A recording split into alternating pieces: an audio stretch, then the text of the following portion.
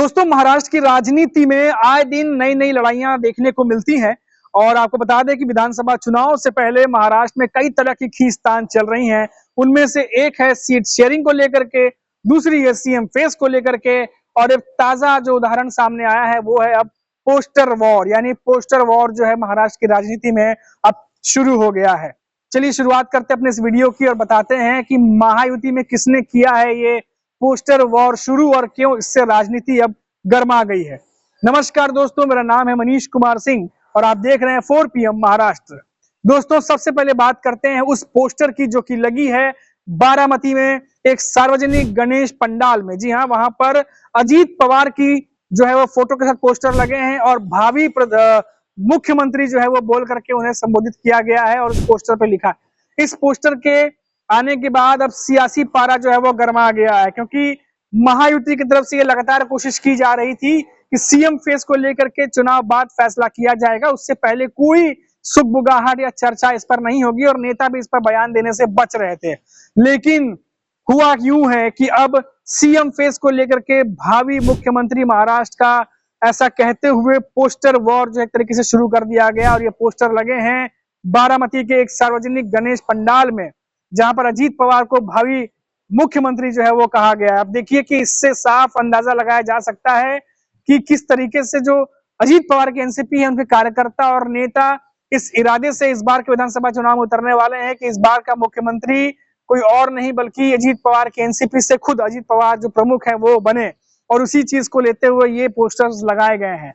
अब देखिए कि कुछ दिनों पहले ही एकनाथ शिंदे की जो शिवसेना उनके कार्यकर्ताओं की तरफ से लगातार ये बात उठ रही थी कि जो महायुति के जो सीएम है, इन्हीं सीएम के चेहरे पर विधानसभा चुनाव लड़ा जा रहा है, तो अगले सीएम भी जो है वो एकनाथ शिंदे ही होने चाहिए। हालांकि एकनाथ शिंदे ये बात जानते हैं कि अभी बहुत कुछ होना बाकी है महाराष्ट्र की राजनीति में, अभी चुनाव लड़ना, रणनीति बनानी है, उसके बाद कौन कितने सीटों पर जीत करके आएगा और ऐसे में फिर से एक बार जो है क्या वो सीएम बनेंगे या नहीं बनेंगे, ये अपने आप में बहुत बड़ा सवाल है। और इन सबके बीच कई बार ये महायुति के नेताओं से सवाल पूछा गया है मीडिया की तरफ से कि सीएम फेस को लेकर चेहरा कौन होने जा रहा है, लेकिन किसी भी महायुति के नेता ने खुलकर किसी का भी नाम नहीं लिया। हालांकि देवेंद्र फडणवीस ने यह जरूर कहा था एक बार कि मौजूदा सीएम जो है वो एकनाथ शिंदे हैं और उन्हीं के चेहरे पर हम इस बार के विधानसभा चुनाव लड़ने जा रहे हैं। लेकिन क्या चुनाव के बाद सीएम रहेंगे एकनाथ शिंदे, ये अपने आप में बड़ा सवाल। अगर महायुति जीतती है तो ये बड़ा बड़ा सवाल है, क्योंकि एमवीए गठबंधन जिस तरीके से तैयारी करके बैठा है, खासतौर से शरद पवार की बात कर लें, उद्धव ठाकरे की बात कर रहे हैं और कांग्रेस ने जिस तरीके से वापसी की है 2024 में, गजब की वापसी महाराष्ट्र की राजनीति में कांग्रेस की तरफ से हुई है, एक बहुत बड़ी चुनौती महायुति के सामने है। खैर, ये चुनौती तो पेश होगी ही, लेकिन हम बात कर रहे थे महायुति के अंदर की। तो अब देखिए कि पहले ये भी खबर आई थी कि कुछ जगहों पर, महाराष्ट्र के कुछ जगहों पर देवेंद्र फडणवीस के भी जो है चेहरे को लेकर भावी प्रधानमंत्री माफ कीजिएगा भावी मुख्यमंत्री करके महाराष्ट्र का पोस्टर लगे थे। तो अब जो कार्यकर्ता है उनकी तरफ से भी अब ये कोशिश की जा रही है कि अपने अपने नेताओं का नाम सामने लाने के लिए और इस तरीके से पोस्टर वॉर जो है तैयारी से शुरू कर दी जाए। हालांकि देखिए, कार्यकर्ता पोस्टर जरूर लगाते हैं, लेकिन कोई भरोसा नहीं कि क्या ये कार्यकर्ता अपने मन से कर रहे हैं या फिर वाकई उन्हें कहीं ऊपर से किसी सीनियर नेता ने ये निर्देश दिए हैं कि ऐसा कुछ करो जिससे राजनीतिक जो सरगर्मियां हैं वो तेज हो और एक मैसेज जाए। तो आप देखिए कि हम पहले भी चर्चा में आपसे हम बता चुके हैं कि इससे पहले भी एक सार्वजनिक स्थल पर अजीत पवार ने ये बात कही थी कि उनके बाद उनके आए हुए नेता उनसे आगे निकल गए, सीएम बन गए, डिप्टी सीएम बन गए, पर वो पीछे रह गए। तो कहीं ना कहीं उनकी एक आकांक्षा भी दिखी कि जहां वो भी महाराष्ट्र के सीएम बनना चाहते हैं। और जैसा कि मैंने आपको पहले बताया कि महाराष्ट्र की राजनीति में महायुति के जो प्रमुख नेता हैं उनसे अलग हटकर खड़े दिखाई देते हैं इन दिनों अजीत पवार। चाहे वो बात कर लीजिए संबोधनों की, चाहे वो बात कर लीजिए रैलियों की, चाहे वो बात कर लीजिए कोई यात्रा निकालना हो, कोई कैंपेन करना हो, अजीत पवार अपनी एनसीपी के साथ एक अलग तरीके से अलग ट्रैक पे जो है वो चल रहे हैं और ना ही महायुति के गठबंधन के साथ कोई मेल मिलाकर के कोई ऐसा शक्ति प्रदर्शन करते हुए दिख रहे हैं, बल्कि ऐसा कुछ भी करते नहीं दिख रहे हैं। अपनी इंडिविजुअल पॉलिटिक्स राजनीति वो खेलते हुए दिखाई दे रहे हैं। अब देखिए, ये तमाम जो घटनाक्रम है, इसके बाद मैं आपको बता दूं कि हाल ही में जो बीजेपी के सीनियर नेता है जेपी नड्डा, वो मुंबई आए थे और उन्होंने एकनाथ शिंदे और देवेंद्र फडणवीस से भी मुलाकात की है। और उसके बाद बताया जा रहा है कि गणेश पंडाल में दर्शन करने भी वो पहुंचे और इस मुलाकात के दौरान जेपी नड्डा ने ये बात जोर देकर कही है कि इस बार के विधानसभा चुनाव में आपसी एकजुटता को बनाए रखना बहुत ही जरूरी है। यानी कहीं ना कहीं बीजेपी के नेता भी ये समझ रहे हैं कि इस बार के विधानसभा चुनाव में बहुत कुछ होना बाकी है और उस स्ट्रॉन्ग पोजीशन में बीजेपी नजर नहीं आ रही जितना वो 2014 और 19 में दिखाई दे रही थी। तो इस बार बड़े बड़े जो नेता हैं उनका अब मुंबई आना जो है वो शुरू हो गया है। और कुछ दिनों पहले आपको याद होगा गृह मंत्री अमित शाह भी मुंबई आए थे और उन्होंने भी ये बात कही थी कि महायुति को आपसी जो चीजें हैं अंतर कलह है उसको भूल करके एकजुटता से चुनाव लड़ना होगा।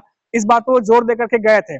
तो ये बात जो मैसेज दिया जा रहा है सीनियर नेताओं की तरफ से, ये इससे साफ जाहिर होता है कि महायुति के भीतर सब कुछ ठीक नहीं है और कई सारी ऐसी घटनाएं, बयानबाजी या ऐसी खबरें आती हैं जिससे साफ अंदाजा लग जाता है कि महायुति के भीतर बहुत कुछ चल रहा है और जबरदस्त तरीके से चल रहा है। और इसीलिए बार बार ये नेता जब आते हैं मुंबई महाराष्ट्र तो महायुति को एकजुट होने की, लड़ने की सलाह देते हैं, जैसा कि गृह मंत्री ने दिया और अब जेपी नड्डा देते नजर आए।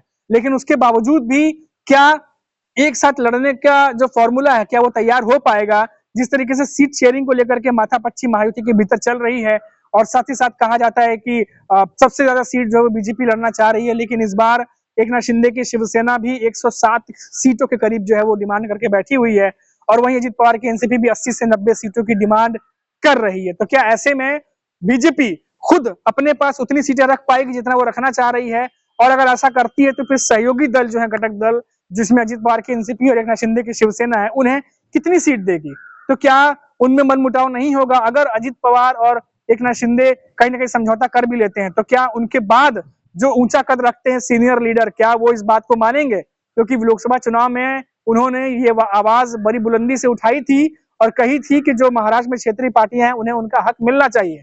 दोनों ही पार्टियों की तरफ से हमने देखा, चाहे वो एकनाथ शिंदे की शिवसेना हो, इनकी तरफ से भी कई सीनियर नेता जो हैं उन्होंने आवाज उठाई थी, वैसे ही कुछ अजित पवार के एनसीपी से भी हुआ था। तो क्या नेताओं को एकजुट रख पाना, अगर उनके मन मुताबिक सीट ना मिले या उनके मन मुताबिक उन्हें क्या कहते हैं कोई एरिया ना मिले जहां से वो चुनाव लड़ना चाहते हैं, तो क्या उन्हें संतुष्टि मिलेगी? ये सबसे बड़ा सवाल है। और इसी चीज को लेकर के कहीं ना कहीं अजीत पवार इस बात को समझ रहे हैं और इसीलिए उन्होंने पहले से ही एक दबाव की राजनीति भी बनाई हुई है और एक तरीके से एक डिमांड करके बैठे हुए हैं। हालांकि उनकी डिमांड पूरी होगी कि नहीं पूरी होगी ये अपने आप में बहुत बड़ा सवाल है। और एक दोस्तों आपको जाते जाते खबर देके जाता हूं कि महाराष्ट्र के चुनाव कब होंगे, ये सबसे बड़ा सवाल महाराष्ट्र में गूंज रहा है। और अभी हाल ही में एक सार्वजनिक संबोधन के दौरान महाराष्ट्र के सीएम एकनाथ शिंदे, उन्होंने एक ऐसी बात कही है जिससे साफ इशारा ये मालूम चल रहा है कि नवंबर के दूसरे सप्ताह में जो है वो चुनाव विधानसभा महाराष्ट्र के हो सकते हैं। उन्होंने इशारों में कहा कि नवंबर में दूसरे सप्ताह में चुनाव होने जा रहे हैं, जहां वो पार्टी कार्यकर्ताओं को संबोधित कर रहे थे। हालांकि कंफर्मेशन नहीं दी, लेकिन उनके संबोधन से यही लग रहा है कि नवंबर में दूसरा सप्ताह में डेट आ सकती है जब महाराष्ट्र विधानसभा चुनाव हो सकते हैं। हालांकि अभी तक कमीशन की तरफ से कोई बात नहीं कही गई है, ना ही ऑफिशियल अनाउंसमेंट हुई है डेट की, लेकिन सभी को इंतजार है कि महाराष्ट्र में चुनाव की डेट कब मुकर्रर होगी, कब वो डेट आएगा, अनाउंसमेंट होगी, जिसके बाद हमें मालूम चलेगा कि महाराष्ट्र में चुनाव आखिर है कब। लेकिन इतना क्लियर है कि नवंबर के मिड में जो चुनाव है वो करीब करीब होने जा रहे हैं। और इसी चीज को लेकर के एक सार्वजनिक संबोधन करते हुए महाराष्ट्र के सीएम एकनाथ शिंदे ने इशारे में ये बात कही है।